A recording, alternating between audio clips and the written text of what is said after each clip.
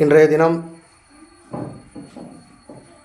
தமிழர் திருநாளாம் தைத்திருநாள் பொங்கல் திருநாளை கொண்டாடி வரும் அனைத்து சகோதர சகோதரிகளுக்கும் மற்றும் நண்பர்களுக்கும் மற்றும் உறவுகளுக்கும் இனிய தைத்திருநாள் தமிழர் திருநாள் பொங்கல் திருநாள் வாழ்த்துக்களை மகிழ்ச்சியுடன் தெரிவித்துக் கொண்டு, அனைவருக்கும் இன்று தை பிறந்துள்ளது. இந்த தினத்தில் அனைவரும் எந்த ஒரு கஷ்டமும் இன்றி புது வாழ்க்கைக்குள் போவோம். எல்லோரும் நல்லா இருக்கணும்னு சொல்லி, அதே போல் எல்லோருக்கும் செல்வம் செழிப்போட நோய் நொடியற்ற வாழ்க்கையில் எந்த துன்பமும் இல்லாமல் வாழணும் சொல்லி நான் வணங்கக்கூடிய முருகப்பெருமானை மனமுருகி வேண்டிக் கொள்கிறேன். அனைவருக்குமே தைத்திருநாள் பொங்கல் திருநாள் நல்வாழ்த்துக்கள். ஆனால் எனக்கு பார்த்திங்கன்னா இந்த வருஷம் பொங்கல் திருநாள் மகிழ்ச்சியாக கொண்டாடணுன்ற பெரிய விருப்பம் இல்லைங்க.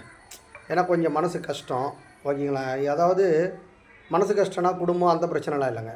இந்த சமுதாயத்தில் நடக்கக்கூடிய அநீதியை என்ன பண்ண போகிறோம், என்ன மாற்றத்தை உருவாக்க போகிறோம், எதை நோக்கி நம்ம சமுதாயம் போயிட்டுருக்கு, எதை நோக்கி நம்ம மாநிலம் போயிட்டுருக்கு, இப்படி சகோதரத்துவத்துடன் வாழக்கூடிய நம் நண்பர்களுக்குள் பல பிரிவினவாதிகள் பல பிரச்சனைகளை உருவாக்கி வருகிறார்களே, இதற்கெல்லாம் தீர்வு என்ன அப்படி என்ற கேள்வியெல்லாம் என் மனசுக்குள்ளே நிறைய இருக்குது. இருப்பினும் சமுதாயத்திற்காக நான் என்னை ஒதுக்கிவிட்டேன். ஆனால் இதில் என் குடும்பம் அவர்களின் மகிழ்ச்சிக்காகவும் என் பிள்ளைகளின் மகிழ்ச்சிக்காகவும் இந்த பொங்கல் திருநாளை கொண்டாட வேண்டிய ஒரு இக்கட்டான ஒரு கட்டாயமான சூழ்நிலையில் உள்ளேன். இப்போ என்ன விஷயம்னு பார்த்தீங்கன்னா, என்ன மன கஷ்டம் என்ன மன குமுறல்னு பார்த்தீங்கன்னா, எல்லாருக்கும் தெரிஞ்ச விஷயந்தாங்க. திருப்பரங்குன்றம் பிரச்சனை எல்லாருக்கும் தெரியும். தீர்ப்பு கொடுத்தாங்க, தீபம் ஏற்றலை, அதெல்லாம் முடிஞ்சு போச்சு, ஒரு சப்ஜெக்ட்னு வச்சுக்கலாம். இன்னொன்று பார்த்தீங்கன்னா, கோர்ட்டு தீர்ப்பு கொடுத்து தீபம் ஏற்ற முடியாத இந்த அரசு, காவல்துறை, கலெக்டர் இவங்கெல்லாம் இப்படி இருக்கும்போது ஒரு பட்சமாக செயல்படும். இது மதசார்பற்ற நாடு, ஓகேங்களா, இது அப்படின்லாம் சொல்லிக்கிட்டு வர இவங்க அதே திருப்பரங்குன்றம் மலையில் இருக்கக்கூடிய மாற்று மதத்தினர் வழிபாட்டிற்கு, சந்தனக்கூடு விழாவிற்கு நாம் முருகப்பெருமானுடைய சொத்தான மலை மீது அமைந்துள்ள கள்ளத்தி மரத்தில், முருகப்பெருமான் கோவிலுக்கு போகக்கூடிய மேலே இருக்க பாதையில் இருக்கக்கூடிய கள்ளத்தி மரத்தில் பார்த்திங்கன்னா சந்தனக்கூடு விழாவோட கொடியேற்றத்தை கொடி ஏற்றி வச்சுருக்காங்க. இதெல்லாம் மனசுக்குள்ளே பெரிய கேள்வி, ஆதங்கம். ஓகே, இதுதான் காரணம், மெயின் காரணம் இதுதான். மனசுக்குள்ளே இது ஒரு பிரச்சனை.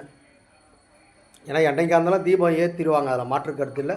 கொஞ்சம் காலதாமதமாகுது, அவ்வளோதான்.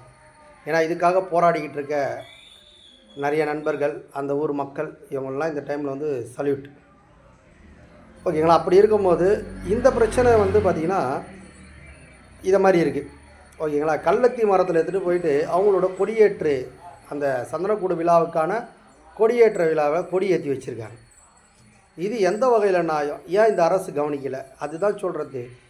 திராணி இல்லாத இந்த இந்து சமய அறநிலைத்துறை, நான் சொல்கிறேன், தயவுசெய்து திருப்பரங்குன்றத்தை விட்டு போயிடுங்க, அந்த கோவிலை விட்டு வெளியேறுங்கன்றேன். இந்து சமய அறநிலைத்துறை வெளியேறுங்க.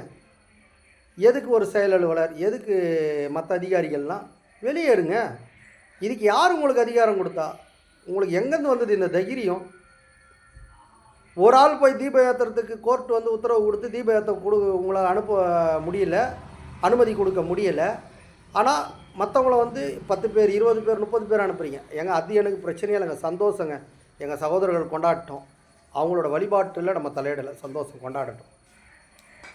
எங்களுக்கு தான் மன கஷ்டத்தோடு இருக்கிறோம், அவங்களாச்சும் சந்தோஷமாக இருக்காங்களா, அதை ஏற்றுக்கிறோம். ஏன்னா எங்கள் இந்து தர்மம் இப்படி தான் சொல்லி கொடுத்துருக்கு. பரவாயில்ல, அவங்க சந்தோஷமாக இருக்காங்களா, இருக்கட்டும், மாற்று கருத்தே இல்லை, சந்தோஷமாக இருக்கட்டும். ஏன்னா அவங்களுக்கும் எங்களுக்கு பிரச்சனையே இல்லைங்க. இதில் நடுவில் அரசியல் செய்யக்கூடிய, இதுக்கு தான் சொல்கிறது, மாற்று சிந்தனை கொண்டவங்களையும் மாற்று கொள்கை கொண்டவங்களையும் நான் மாற்று மதத்தை சேர்ந்தவன் என்று சொல்லிக்கிறவங்களையும், ஓகேங்களா, முகமூடி போட்டுக்கொண்டு மாற்று மதத்தை மறைத்து கொண்டு இன்று அமைச்சர்களாக இருக்கக்கூடிய பெருமக்களையும் நம்ம வந்து இன்றைக்கி பதவியில் அமர்த்திய ஒரு சாபக்கேடு விளைவு இன்றைக்கி வந்து இந்த மாதிரி பிரச்சனைகள்லாம் நம்ம சந்திச்சுக்கிட்டு இருக்கோம். இதுக்கெல்லாம் முற்றுப்புள்ளி எங்கே வைக்க போகிறோன்றது தெரியலை. மக்கள் தான் அதை முடிவு பண்ணணும். நான் ஒரு ஆள் முடிவு பண்ணி ஒன்றும் பண்ண போகிறதில்ல. ஆதங்கத்தை நான் வெளிப்படுத்துகிறேன். முகநூலில் என்னோடய ஆதங்கத்தை நான் வெளிப்படுத்துகிறேன். இது மாதிரிலாம் இருக்குது, அவ்வளோதான். மக்கள் வந்து அடுத்த தீர்ப்பு 2026 இருக்குது, அதில் பார்த்துக்குங்க. ஏங்க நான் எலெக்ஷனை பற்றிலாம் பேசலைங்க. எலெக்ஷனை பற்றிலாம் நான் பேசலை. நான் திருப்பரங்குன்றம் மலையோட தீர்ப்பை பற்றி தான் பேசுகிறேன். ஓகேங்களா? அந்த தீர்ப்பில் மக்கள் முடிவு பண்ணுவாங்க. ஓகேங்களா? அதனால் மக்களே சிந்தித்து செயல்படணும். இதுதான் என்னோடய கருத்து. ஏன்னா நான் அரசியல் பேச விரும்பலை. ஆனால் என்னோடய கருத்தை நான் வந்து இருக்கிற ஆதங்கம் தான்.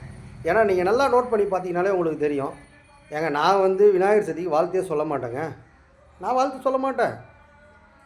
ஆயுத பூஜைக்கு வாழ்த்து சொல்ல மாட்டேன். விஜயதசமிக்கு வாழ்த்து சொல்ல மாட்டேன். தீபாவளிக்கு வாழ்த்து சொல்ல மாட்டேன். பொங்கலுக்கு வாழ்த்து சொல்ல மாட்டேன். பொங்கலுக்கு கூட என்ன சொல்லுவேன்? தமிழர் திருநாள் வாழ்த்துக்கள், அவ்வளோதான் சொல்லுவேன் அதிகபட்சம். இல்லைனா அது கூட சொல்ல மாட்டேன். வகையில் இன்னொன்று, மாற்று மதத்தார் விழாவில் போயிட்டு நான் வந்து பெருமையாக சொல்லிப்பேன். நான் வந்து இந்த மதத்தை சேர்ந்தவன் என்பதில் பெருமை கொள்கிறேன். கொள்ளுங்க. இன்னொருத்தர் அவரோட வரலாறு தோண்டி பார்த்தா தெரியும். இன்றைக்கி வந்து இந்துன்னு போர்வையில் சுற்றிக்கிட்டு இருக்கார். இன்னும் பல பேர் இருக்காங்க. இதெல்லாம் சொல்கிறதால நம்ம மற்ற மதத்தை நம்ம எக்காரணத்தை கூட நம்ம இழிவுபடுத்தலைங்க. மாற்று மதத்தினர் கிறிஸ்துவர்களாக இருக்கட்டும், இஸ்லாமியர்களாக இருக்கட்டும், இன்னும் எல்லாருமே சகோதரர்கள் தான், நண்பர்கள் தான். அதில் மாற்றம் இல்லைங்க. ஆனால் இவங்கள வச்சு அரசியல் பண்ணக்கூடிய இந்த தீய சக்திகள் இருக்காங்க பார்த்தீங்களா, இவங்களெல்லாம் நம்ம வந்து கண்டிப்பாக களையெடுத்தே ஆகணுங்க. மக்கள் முடிவு பண்ணிங்க. ஏன்னா இன்றைக்கி வந்து நம்ம ஒத்துமையாக இருக்கோம், சந்தோஷமான ஒரு விஷயங்கள்லாம் பண்ணுறோம் அப்படின்னும் போது, ஆனால் அதை சோகமாக மனசு கஷ்டத்தோடு கொண்டாட வேண்டிய ஒரு இக்கட்டான சூழ்நிலைக்கு தள்ளி வச்சுருக்காங்க. காத்துக்கிட்டு இருக்கோம். இன்னும் வந்து தை பிறந்துடுச்சு. இன்னும் ஒரு 3 மாதம் 4 மாதத்தில் வழி பிறக்கும்னு நான் நினைக்கிறேன். கண்டிப்பாக வந்து மக்களே சிந்தித்து செயல்படுங்க. ஓகேங்களா? நன்றி, வணக்கம்.